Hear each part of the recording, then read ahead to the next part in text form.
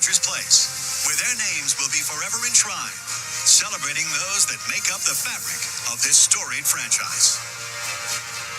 With former legends paving the way into the NHL's Hockey Hall of Fame, Oilers greats such as Al Hamilton, Wayne Gretzky, Yari Curry, Grant Fuhr, Paul Coffey, Mark Messier, Glenn Anderson, Kevin Lowe, Glenn Sather, and Rod Phillips were enshrined as members of the inaugural class by virtue of their respective Oilers banner honors. And tonight, the list of icons continues to grow. OilCountry, it is our honor to introduce to you this year's class of the Edmonton Oilers Hall of Fame. OilCountry, welcome to the 2024 Edmonton Oilers Hall of Fame induction ceremony. Please join us in welcoming tonight's special guests in attendance.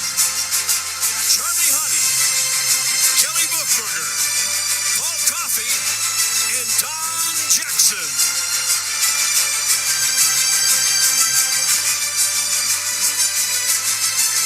And please welcome additional members of the Oilers alumni.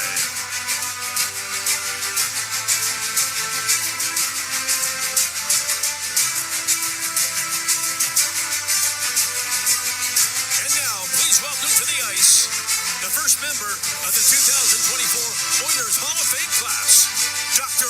Randy Gregg.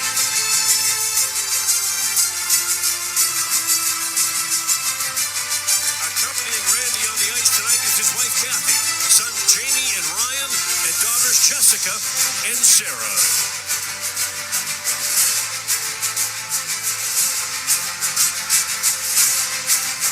And please welcome to the ice the second member of the 2024 Oilers Hall of Fame class, Gregg McTavish.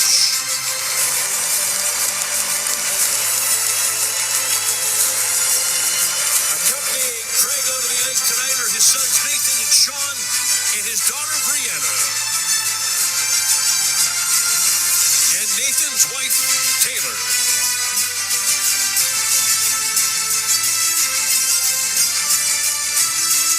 Fans, please welcome your master of ceremonies for this evening, Hockey Hall of Famer, Kevin Lowe.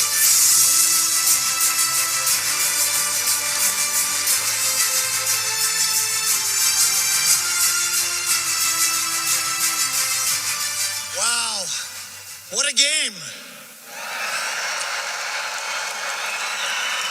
Now that's the Oilers we saw last year and are hoping for.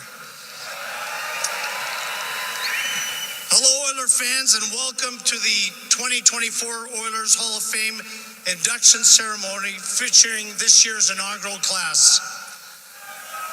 As a fellow inductee and proud Oilers alumni, it's an honor to be your MC with so many great Oilers in attendance. I'd like to start first by taking a moment to acknowledge one of our fellow alumni, Mo LeMay, who sadly passed away this week.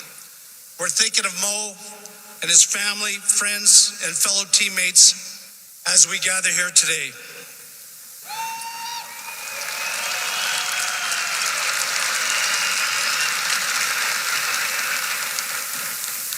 Too young at 62 years old. Edmonton has a rich tradition of hockey, and the Oilers have played the most notable part of that tradition. The two gentlemen being inducted tonight did their part in making the Oilers one of the most recognizable hockey teams in the entire world.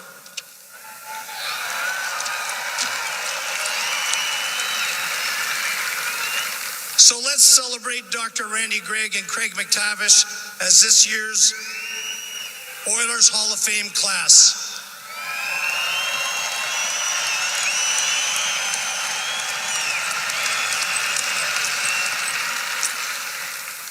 To introduce Randy Gregg, we're very pleased to call up Randy's defense partner for the Oilers' first two Stanley Cup championships, a player who played a pivotal part in keeping the opposition teams honest, particularly the Calgary Flames. Please welcome back to Edmonton via Munich, Germany, Minnesota native Don Jackson.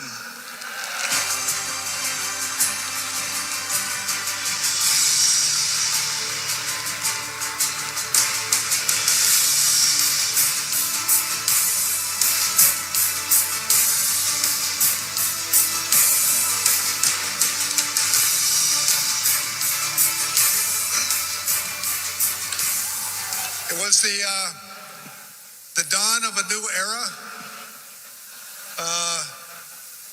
82, 83. The core of the team was established.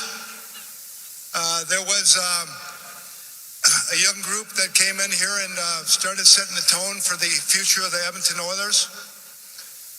There was a group from Wichita that came up, 6 people: Muckler, Barry Stafford, Moog, Huddy, myself, to add to what was going to happen in the next years. And I'm thrilled to be here today to be part of the induction of Randy Gregg into the Edmonton Oilers Hall of Fame.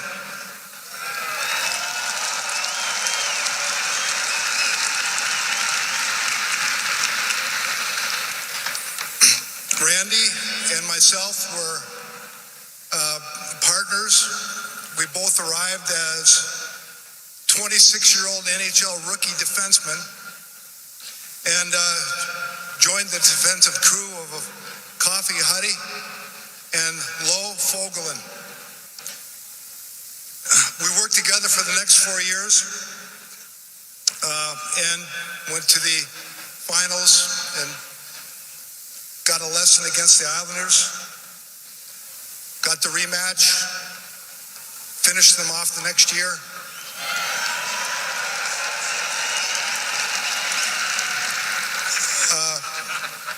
Got the Flyers, and then it was ready to, rebuild again to win 5 and 7 years. So Randy and I worked together as a pair. We worked together for the next 4 seasons. And about Randy is a guy that had a natural talent and a great sense for the game. We stood together, 6'4", and for me as a player, that whenever I needed outlet, I could count on Randy. He was always there for me and for the team, and with a smile. Is that right, Randy? Oh, there he is over there. Yeah. So his gift was reading and getting the puck into the right hands so that big players could do the big job at the other end and score the big goals. Randy is a 5-time Stanley Cup champion.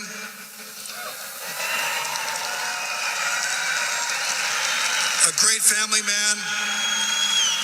We had a lot of fun, and we did it with a smile. Congratulations, Randy, on being inducted into the Edmonton Oilers Hall of Fame. Please come and get your jacket.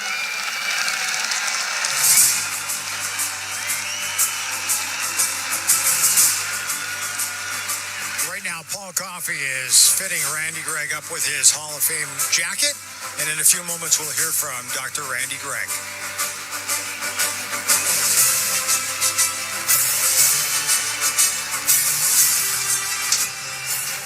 Randy Gregg became a member of the Edmonton Oilers during the team's playoff run in 1982. His versatility on the Oilers' blue line during that time led him to become a regular in the Oilers lineup for each of the following 7 seasons. Randy's roots run deep in the Edmonton sports scene. In the late 1970s, he won 2 national championships as a member of the University of Alberta Golden Bears before joining the hometown Oilers for the 80s dynasty years. Randy, tabbed as Doc in reference to his degree in medicine from the U of A, was the definition of a 200-foot player who could play in any situation. He experienced career highs in goals and points during the 83-84 season, which marked the beginning of 4 Stanley Cup wins during the next 5 seasons.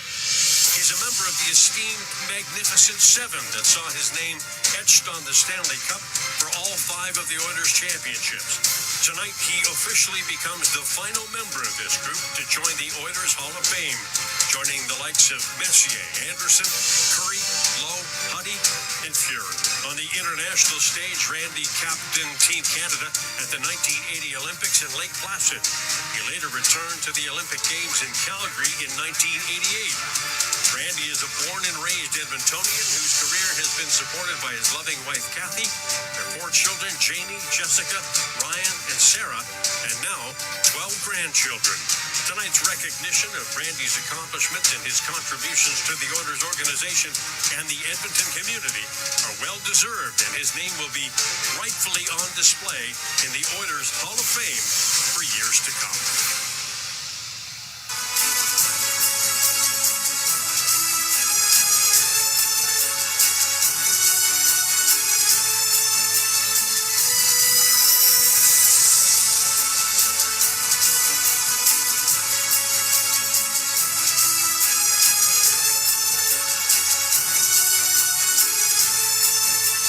Unveiled Randy Gregg's name here on the wall and the ring here at Rogers Place. And now here he is, set to speak.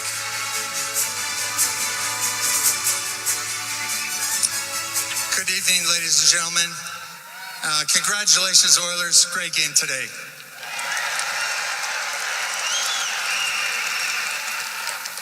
I want to first thank you, Don Jackson, for coming all the way from Wichita to join us. Don was a great partner. He had my back as hopefully I had his. And there was many times when the Oilers coach would look at us and say, guys, go out there, make sure you don't get scored on, and give Charlie and Paul and Kevin and Lee a rest so that they could go do all the good stuff out there. I want to mention about Craig McTavish. What a great player he was, a great leader in our dressing room. A fantastic forward. And in fact, when you think about it, Craig was probably one of 3 centermen that were the best centermen in the history of the NHL, along with Wayne, Mark Messier, and Craig McTavish.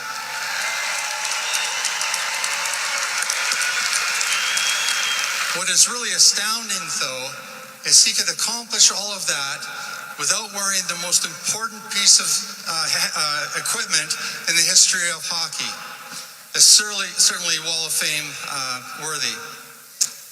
About 3 or 4 months ago, I got a call from Kevin Lowe, and Kevin said, "You've been selected to go up in the Wall of Fame." And I said, "Kevin, I can't do that. I'm a defensive defenseman, and you know as well as I that a defensive defenseman should never be seen. We should be invisible. The only time we're seen is when we make a mistake. So the Wall of Fame are for people who score goals and are flamboyant and things like that." And Kevin said, "Well, you did win 5 Stanley Cups." And I thought for a minute, and I said, "Well, you know, with Gretzky and Messier and Coffey and Lowe and Fuhr, my mother could have won 5 Stanley Cups." So Kevin thought for a moment, and he said, "Well, you did score 50 goals in the NHL." And I said, "Yeah, but it took me 9 years to get them all." Finally, Kevin said, "Well, it doesn't matter. The selection's been done. You're going to the Wall of Fame."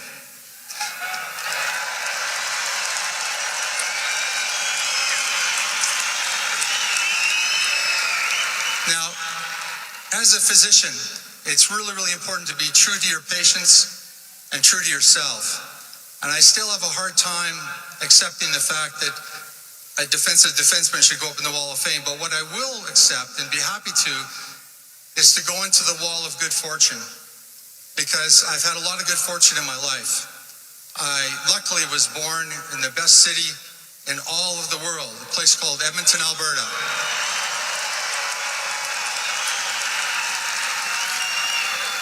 Royal Alec Hospital, 10 pounds, 6 ounces.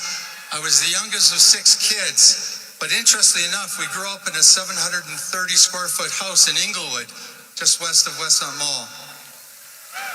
Anyway, in fact, it was so small that I'm really sure that the first time I ever slept alone was after I got married. There was, however, something magical about that house, and it was a garden. And during the summer, that garden was full of vegetables that we could eat. And during the winter, my father and my brother Gary went out and made a 6 by 6 foot ice area. So a little 3-year-old with red hair could go out and push an old wooden chair around until his feet were so cold he had to come in. That was the start of a long career that I'm pretty proud of. Interestingly, I went to Inglewood Elementary School, then Westmount Junior High School, and then Ross Shepherd High School. And during that time, I played community hockey, and I also played with an organization called the Canadian Athletic Club. When I played all those years, I thought, well, all you have to do is just come to the game. Your equipment's there, your uniform's there, the referees are there. And as I got older, I realized the amazing amount of volunteerism that it took to allow all these young boys and girls a chance to play the game they loved. And I know there's probably thousands of people out in the stands who have volunteered for dance, for music, for basketball, or for hockey. So to all of you, congratulations for making the lives of our young people even better.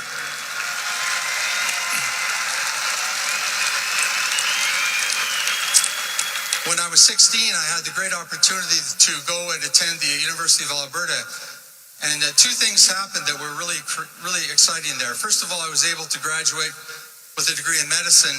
And for the past 30 years, I've been able to try to help people in the community that may need some medical support. It's something I'm really proud of. But in addition, I had the opportunity to play under a fellow named Claire Drake at the University of Alberta. Claire Drake is thought to be probably the best coach in the history of the game of hockey. And he was able to take a tall, slow defenseman and make him into a tall, slow defenseman that knew a lot about defense. After that, I was lucky enough to go to the Olympic Games, and 2 things happened there. I was exposed to a man named Father David Bauer, who, like every coach and organizer in hockey, wanted to win the game. But Father Bauer wanted more than that. He wanted these young players to develop self-esteem, confidence, team spirit, the interest in helping the community, and he also wanted to win. Now, fortunately, at those Olympic Games, I also met a cute little Canadian speed skater who ended up being my wife for the last 40 years.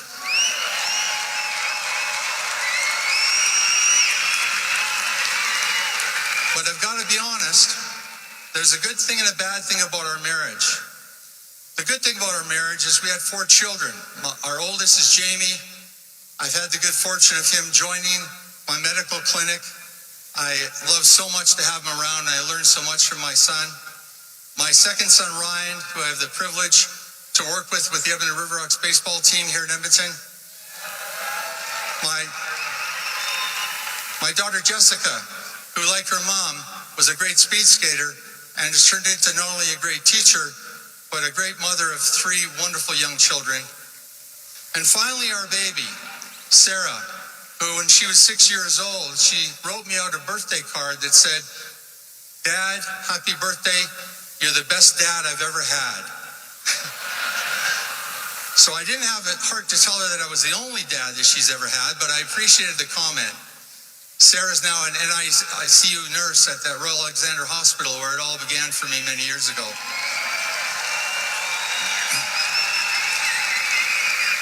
The bad thing about the marriage, though, and I have to admit this, was that as soon as we got married, I instantly became the second best athlete in the family. My wife, Kathy, a 2-time Olympic speed skater and still a wonderful athlete.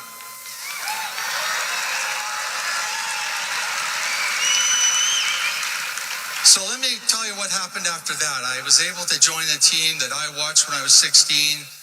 My family watched the Oilers all the time, and I was so lucky to join the Oilers. I'm not going to tell you about all the Stanley Cups and things, because I want to share with you about the magic of the Oilers, what actually happened in that dressing room and why it's so important for us. My father he passed away at 104 just before the pandemic. But 5 years before, he was 99. And I thought, not many people get to be 99. But I realized that Wayne was inundated day in and day out with people who wanted something from him. But I thought, you know what, my dad's 99. So I texted Wayne, I said, Wayne, if I send you a picture with an envelope, could you just sign it and send it to my dad? About 20 minutes later, he writes back and says, what's his address? So I kind of forgot about it for a little bit. And about 4 days later, I was in the clinic, and the secretary phone said, Dr. Gregg, your dad's on the phone. So I answered the phone and said, hi, Dad, how are you? He said, there's a package here for you. It's from Los Angeles. And I said, no, it's probably not for me. It's probably for you. No, I don't know anybody in Los Angeles. He says, it's got to be for you. So I went over after work, and we opened it up. And it was a Los Angeles Kings jersey signed by Wayne, a poster signed by Wayne, and a handwritten note stating, Dear Mr. Gregg, it was a pleasure playing with your son all those years. Isn't it great to be 99?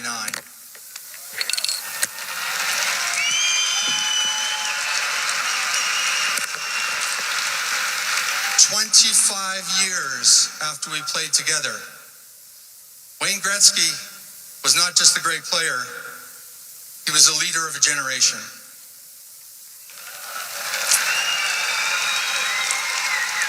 When we were talking about the Wall of Fame and a defensive defenseman, Kevin said to me, well, Lee Fogelin is up there, and he was a defensive defenseman. I said, no, Kevin. Lee Fogelin was a leader of men. Because when he was on our team, we looked up to him, we watched what he did, we watched how he played in pain, we watched when we won with humility and when we lost with dignity. And we learned so much about Lee Fogelin that he doesn't deserve to be on the Wall of Fame because he's a defensive defenseman, but rather a leader of men.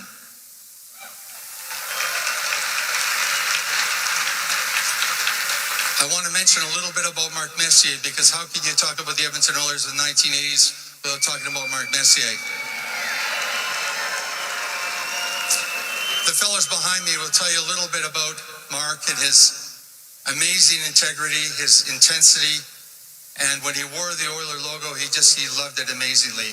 We had an older goaltender that came to our team, and one of the things that Mark wanted is he wanted to challenge us all to be the best we could be in practice, because if we were going to be challenged in practice, then we'd become a better team. Well, this particular goaltender was at the end of his career, and he refused to try. So when we go down on 1-0, even I could score on him, which wasn't very easy. We all looked around and we thought, this isn't right. You're not challenging. You're not making us better. And so we all looked at Mark. Well, Mark went down the side of the boards, took a shot and hit him right in the middle of the forehead. Well, that goaltender started trying a little bit harder. But we all realized that Mark demanded things of us and was a great leader. It wasn't too far after that we had a young rookie come up to our team. And of course, at practice, your sweater is kind of sweaty. And when we go into the dressing room, we put it into a laundry basket. And this particular rookie took off his jersey. The jersey had the Oiler logo. And he threw it and it missed the basket. It was sitting on the floor. And we all looked around, wondering what was going on. So Mark, half-dressed, got up. He went over and he took this young man by the scruff of the neck and said, that logo never touches the floor. So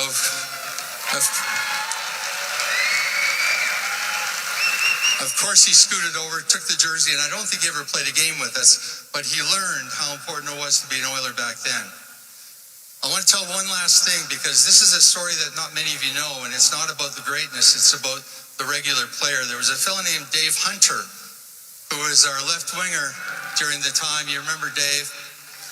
Now, Dave was born in Ontario, but most of us really believed that English was a second language for him, because although he was a good stick handler, linguistics was not his expertise. So he'd often mix things up. Before most games, either Mark or Wayne would stand up and give us a motivational speech.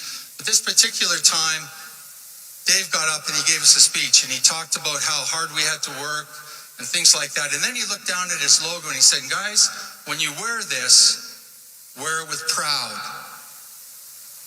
We looked at each other and thought, did we just hear that right? Wear it with proud. But anyway, for the rest of the season, before we ever went on the ice, we'd always look around and say, gentlemen, wear it with proud. So to this day, when I wake up in the morning to go to my medical clinic, I put on my shirt and I think of Dave and I think, I'm going to wear this with proud. I may not be the best doctor in the world, but I'm going to be the best doctor that I can be. Finally, I want to leave you with one last thing. I'm a bit stubborn. My wife will tell you I'm a bit stubborn. Don't tell the security guards this is going to happen, because when you're all gone, I'm going to come in here, I'm going to take a ladder, I'm going to take my name off, because I'm going to install it in the new wall of good fortune. I found on the 3rd floor outside a men's washroom, there's a nice wall there. So I'm going to put my name up there, and I will be the inaugural member of the wall of good fortune here with the Oilers. But rather than leave an opening, I want to install a banner up there with the names of all the wives over the years who sacrificed so much to allow us to travel North America and do what we do best.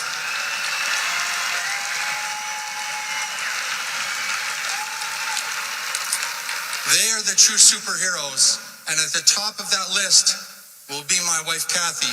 She's the Wall of Fame honoree in our family. Thanks for your time.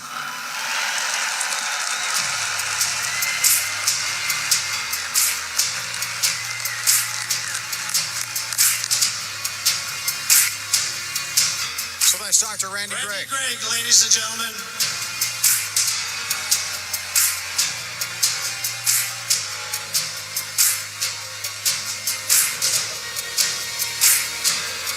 And back to Kevin Lowe. Now to introduce Craig McTavish, one of the most popular Oilers of all time, one of the toughest Oilers of all time, Langenburg, Saskatchewan native, Kelly Buchberger.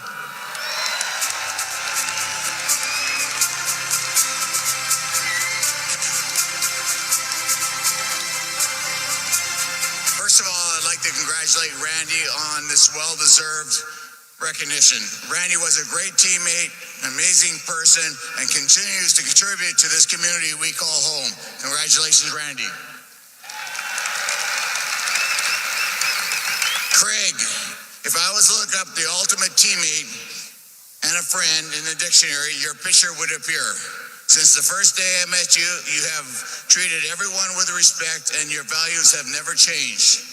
You are a friend, mentor, and someone we all look up to. As a teammate, you never thought of yourself first. It was all about the team. You led by example, as we all know. If you look back at all the captains of the Oilers, McT was one of the greatest. He wore many hats for the Oilers, and his mindset never changed. He always had time for anyone who needed his advice. Maybe that's why he never wore a helmet. McT's children are here tonight with us. Nathan, Sean, Brianna, you should be so proud of your father's accomplishments. He's a dad first and a coach second. Please stand up and welcome McT. Charlie Huddy, please come up.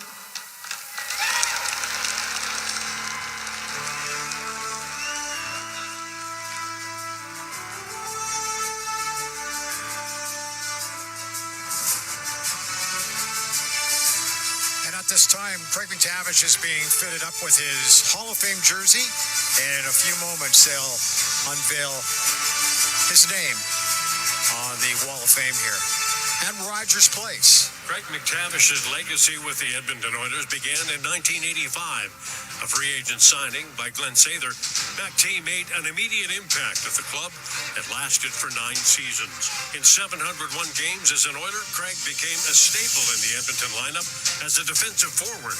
His 130 goals and 276 points helped lead the Oilers to 3 Stanley Cup titles in 1987, 1988, and 1990, and would later be named the 10th captain in Oilers franchise history. Craig won his 4th Stanley Cup as a member of the New York Rangers in 1994, and in the final years of his playing career, he became known as the final NHL player to play without a helmet. Craig Gregg started his coaching career in 1997 before joining the Oilers bench staff in 1999. As the head coach for the Oilers, his legacy grew when he helped guide the team to an historic Stanley Cup final during the 2005-2006 season. He served 5 years as the Oilers vice president of hockey operations and 2 seasons as general manager. On an international level, Gregg head coached Team Canada to a gold medal at the 2019 Spengler Cup. Gregg is an active member with the Oilers alumni group and can be seen in a guest role throughout the season on Sportsnet. He's the proud father of 3 wonderful children, Nathan, Sean, and Brianna. It is with great honor that we recognize Gregg's achievements with the organization and officially induct him as a member of the 2024 Oilers Hall of Fame class.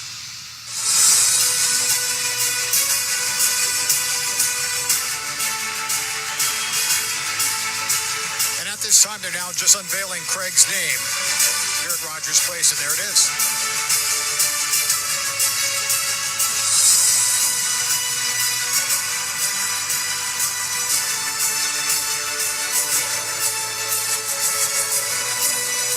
And now here's Gregg McTavish to speak.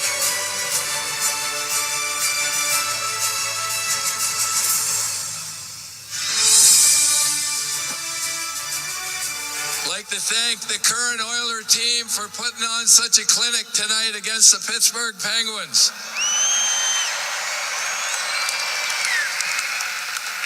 And I'd also like to thank all the fans that have stayed here for this event. We really appreciate it. Thank you. Thank you to Kelly Buchberger. I appreciate the recognition you gave me. But if anybody should know this, it should be you. I wasn't that good. I played with you. But hey, that's pretty cool to have your name out there. At least I can maybe convince some people over time that I was okay.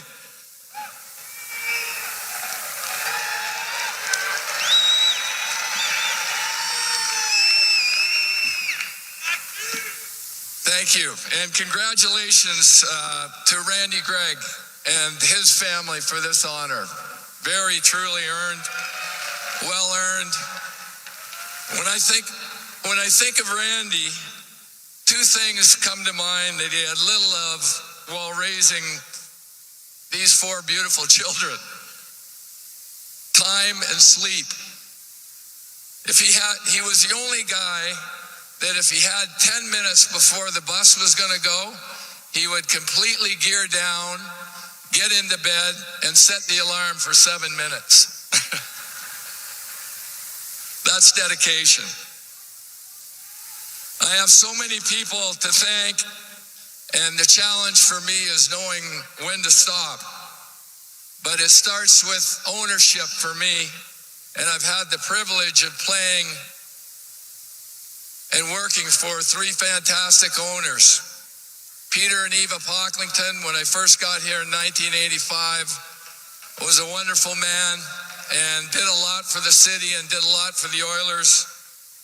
Cal and Edna Nichols and the investment group that saved the Oilers and kept the Oilers here. Eternally owe them a debt of gratitude for stepping up at a time where hockey was not guaranteed to be that lucrative. But community-minded spirit is really what we're all about in Edmonton and in Alberta.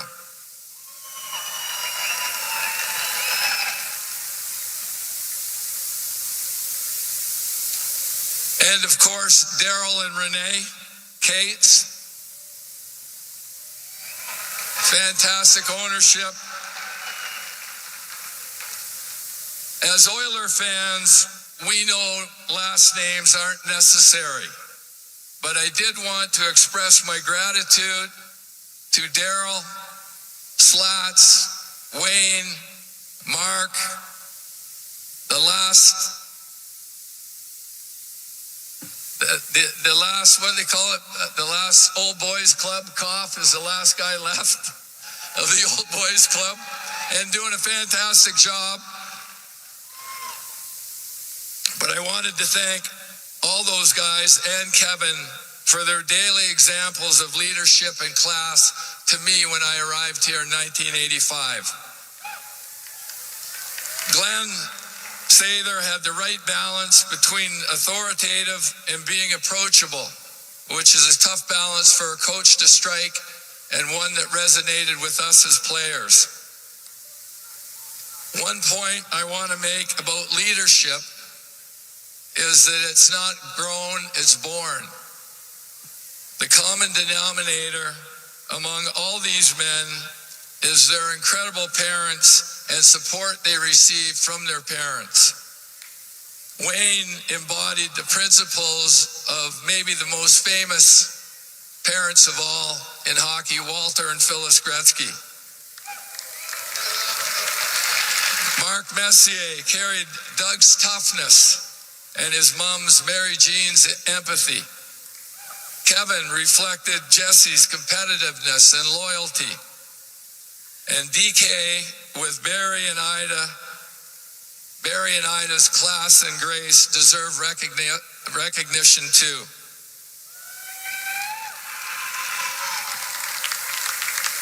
I doubt when DK was trying to charm Renee as a law student at U of A that he thought he'd be mentioned alongside these Hall of Famers. But here we are. He does not, in my opinion, get enough credit for what he's done for the Oilers and the city of Edmonton. Thank you. I also want to acknowledge my 40-year friendship with some special teammates that I've had. Charlie Huddy, Billy Moores, who I coached with for 10 years, Bucky, lifelong friend, Mark Lamb, and Craig Simpson. The tremendous amount of support for me as a player and as a coach, and family. Nothing worthwhile happens without support of family. I must mention my daughter Brianna, because she likes it when I do that. Debbie, Nathan, Sean, and Taylor, they don't really care, but Brianna does. Finally, I must thank the people of Edmonton and Alberta for providing such a great, balanced environment for my family and I over the last 40 years.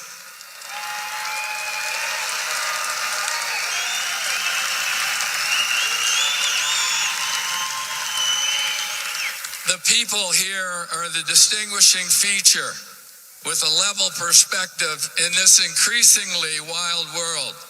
Thank you, Alberta, for being home for the McTavishes for the last 40 years.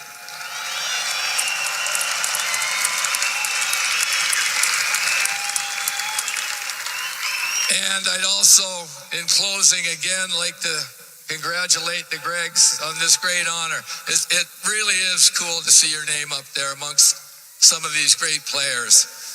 Not sure it belongs, but I like it. Thank you.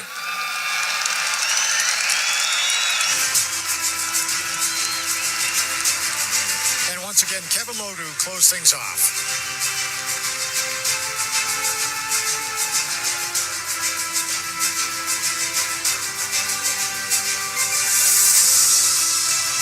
Congratulations once again.